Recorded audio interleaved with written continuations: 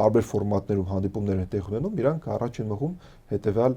նարատիվը. եթե Հայաստանը չբացի այսպես կոչված Զանգեզուրի միջանցքը եւ չունենա կապ Թուրքիայի եւ Ադրբեջանի հետ, իսկ մենք դա հասկանում ենք կախվածություն Թուրքիայից եւ Ադրբեջանից, ապա Հայաստանը գլոբալ կոմունիկացիաներից դուրս կմնա։ Սա է իրանց հիմնական մոտեցումը, որոնք իրանք փորձում են ծախել, վախեցնելով, որովհետեւ իրանք հասկանում են, որ այսօր Հայաստանում հիմնականում որոշում կայացնողները այս դիսկուրսի վրա ուշադրություն են դարձնում, որ Հայաստանը գտնվում է բլոկադայի մեջ։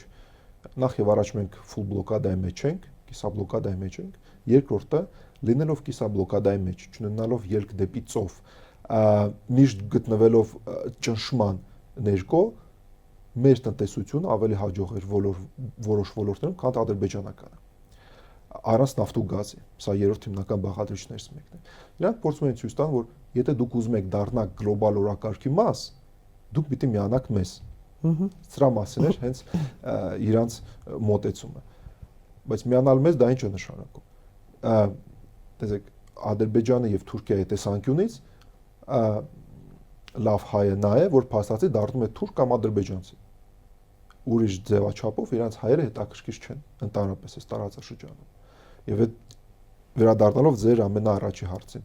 Հայաստանի պետականության ինքնությունը, եթե ինքը դառնում հայկական եւ պրոթուրքական, պրոադրբեջանական, դա ընդունելի է դառնում Թուրքիային եւ Ադրբեջանին։